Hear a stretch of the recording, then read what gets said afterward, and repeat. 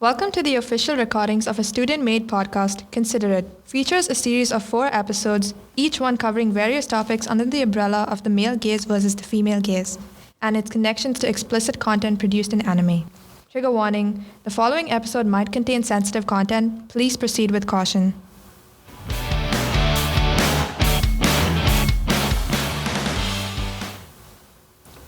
Welcome to episode 1 of our podcast series, Consider It, a student-initiated podcast done by Shikha, Ren, Alana, and Jeremy, where we'll be covering the ethical and legal aspects behind the male versus female gaze and its implications in modern mediascape, and its connections to anime and other explicit Japanese media.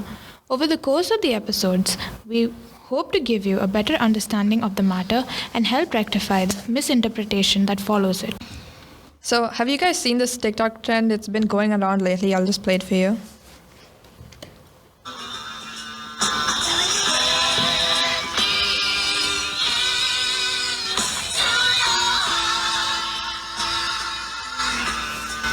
Okay, so basically what happens in it is there's this girl who puts like a series of pictures and she puts in like male gaze versus female gaze. And for the female gaze, it's basically her like wearing really feminine clothes like dresses, mini skirts, and tank tops. And for the male gaze, it's her wearing like hoodies, jeans, and jackets. And like basically what she's saying is that male gaze is when women dress up to impress men with all these feminine things because they think men like it. And female gaze is when men dress up for women to impress them and wear like stuff that they think women are attracted to.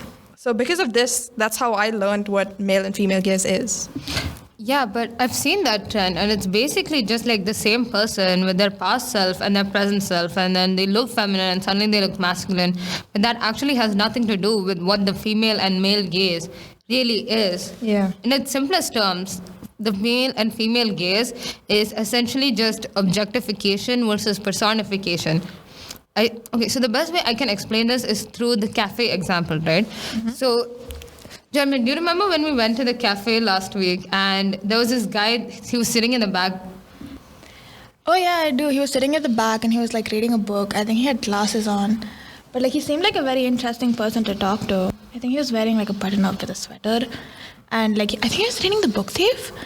And it would have been nice to talk to him about it, I guess. Yeah, so this is the female gaze because you're personifying this man who you've never met before, who you're seeing for the first time, and you're giving him attributes such as him looking smart, him looking interesting, that you would have liked to talk to him, all because he was wearing a nice outfit, because of his button-up and his sweater and his glasses, the fact that he was holding a book. Mm-hmm. You personify him and you give him character traits. But a lot of the time, men mostly, not all of them, but most of them, they don't personify the person that they are attracted to, and this is how the term came to be. So the male gaze essentially focuses on the physical attributes of a person, and they don't really think deeper into what the individual personality could be at first glance. Mm-hmm. They focus more on the objectification and the potential sexualization of the person. I feel like one of the biggest confusions that's there between the female and male gaze is that only men adopt the male gaze and females adopt the female gaze just by hearing the term female and male gaze. But that's not the case. It's a universal human concept. So like Ren had mentioned that most men do this, but also women do this.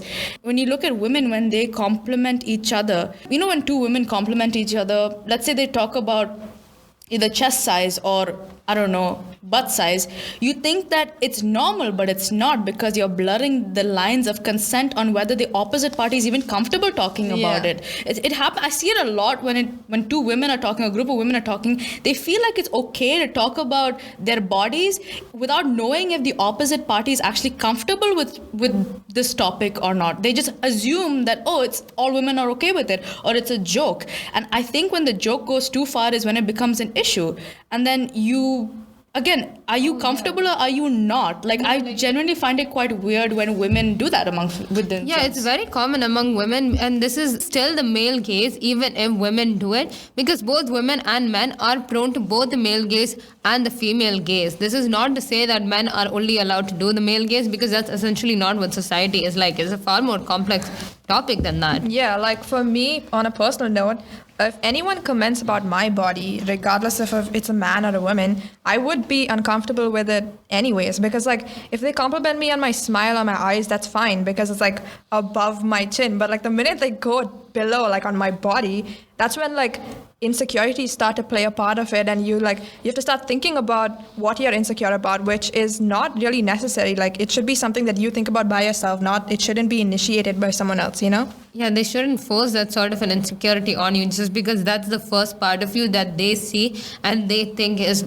valid to an objectification. Yeah, so I feel like women like commenting on another woman's body is also, it can be. Yeah, it is. It is the male gaze. I feel like, see, because when a physical body is like the most active thing that you see in a person. Like I can't look beyond that at very first glance, you know. Like it's normal to look at a person and be like, okay, that's a tall person, that's a short person. It's a very active feature. Yeah. But it becomes an issue when you like, again, When sexualize you go it deeper, or yeah. go deeper.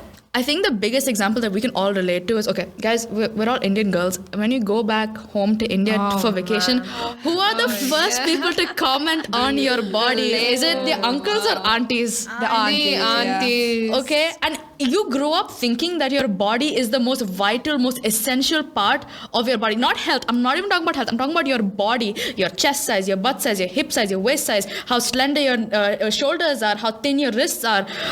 You get infatuated with these comments because you know that if you don't adopt that standard or that body size, you will not be a part of society. And again, the societal standards for women are dictated by who? By men. But you know what's really funny about these aunties? A lot of the times what they say is very contradictory. I remember before when I was younger, I used to go to India and then they used to be like, oh my God, you're so thin. You look so like, weak. Aren't you eating anything? And they'll be like, you have to be like this many kgs before you come back next year. Otherwise we won't take you in and things like that. And then like 2 years later, when I did put on weight, they were like, oh my God, you put on so much weight. You became so fat. Okay, your face became big. So like either ways, whether you're thin, you're fat, or like whatever you look like, they always have something to say about it. So then it becomes contradictory because then they're not really setting a standard. They just want to like criticize and objectify you anyways. And sometimes it starts to like build in on your insecurities. Like I remember I like dressed up for this event and I was like so happy with my fit. And then I go there and I'm having fun. Everyone compliments my outfits and things like that. And then this one auntie comes up to me and then she goes like, oh, your face became so big. Why does it look like that? And then the rest of the event, I was so down and like, it like ruined my mood. So like they tend to like create that insecurity within you and like kind of ruin your... Then for the rest of the vacation, I was like very conscious about it, leaving my hair open and things like that. Yeah. There's also this thing that comes around where like they force you to fit into what they assume is right by patriarchal standards. Okay, so we usually go to India during the summer and it is hot in Kerala. So obviously in my own home, I would feel comfortable walking around in shorts and like short sleeve t-shirts. Yeah. But then whenever a guest comes around, no matter where it's, well, most of the time it's more enforced when a man or a boy my age is coming around. With women, it's a bit more, my parents and the aunts and uncles, they'll give me like a bit more leeway with it. But then when it's a person of the male gender who's coming over, I'll be forced to like change my clothes and wear something more conforming to like it's not even just shorts. It's like before you go out, if you wear jeans and you go, they will be against it because it's tight, and they'll be like, we don't. Your shirt. Yeah. Your t-shirt should cover your butt. Yeah, because they're afraid. Like I understand it from the parents' perspective. Like they don't want their daughters to get like rape. Yeah, exactly. But at the same time, society needs to change. Like they should, like men should stop. Why are we associating such a gaze on something as innocent as anybody's body part? The only reason that something is wearing shorts or something like inserting your shirt and tucking your shirt in becomes an excuse that people use to justify rape is because the male gaze objectifies and sexualizes those body parts. Like, I'm not going to look at a girl who's wearing shorts and then my mind's not going to jump to like... Oh, is she trying to provoke? Yeah, like it's not going to cross those boundaries because I'm well aware that that's not the intention behind it. Yeah. Like talking about like lack of boundaries, right? Like so for like 5 years I was in boarding school and I lived with girls and I know what goes around in boarding schools. So when it comes to the body and when you talk about how the body is supposed to be. Whoever puts these rules, like for example, Ren, you mentioned the shorts and when your like male cousins come over, your cousin brothers come over. Whoever says do not wear shorts or do not wear revealing clothes are the people who adopt this male gaze onto you. It's usually your cousins may not even have an issue. Other girls may not even have an issue. They don't even know about this concept. The thought is not even ingrained in them. For example, in school, if girls were walking around in skirts, we would not even bother about it. And we would not even bother about like what they're wearing. It's just how the gaze is adopted onto us. We're projecting this idea. People are projecting and brainwashing us with this idea. People are going to look at your body only, and you're only going to focus on that. Yeah. And also like about the growing up with the girls thing and the lack of boundaries part. You grew up in an all-girls school, right, Shika? You went to boarding school.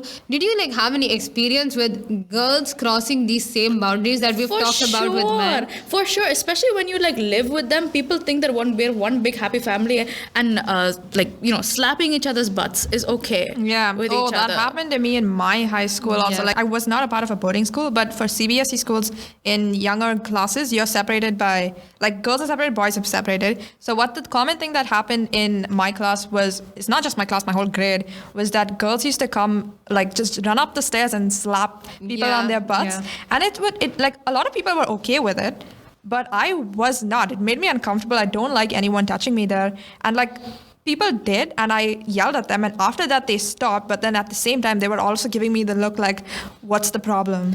You know? Right? When people are like, what's the problem? It is a problem. A problem is a problem. I grew up in a girls' school, not boarding school either. I was also in CBSE. So obviously my class was all girls, and the section that I was in was also all girls. Like even though it was the same school, the girls were in a whole other block.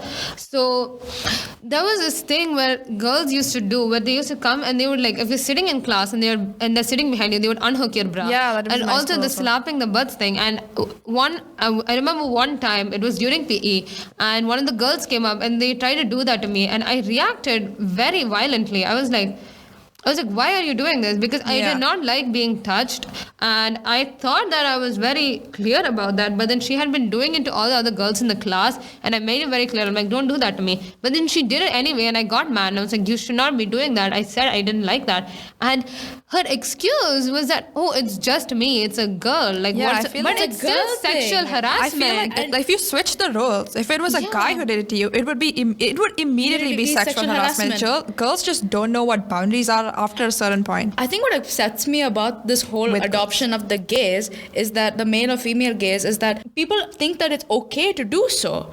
And and both women and men adopt it, and then the whole society adopts it. If it's within a small group, you can still stop the damage. But if a whole society is following this one gaze, which is harmful for like half the population, that's when it becomes a major problem. Yeah, and the reason it's such a main issue among the population is because of the establishment of the patriarchy. Men are in dominant leading roles, and therefore it sets the standard, and it sets the fact that the male gaze becomes the one all use all for everything. So that's why it's so common among women too. Yeah. And even though like I did not appreciate the fact that, not even appreciate, I genuinely did not like the fact that she did that to me, I was still desensitized to these kinds of things from girls, because they would comment on your body parts, they would comment on your chest size, they would comment on so many things that if it was a man, it would be so inappropriate. And their excuse was that, oh, we're girls, it's a joke, it's okay. So annoyed.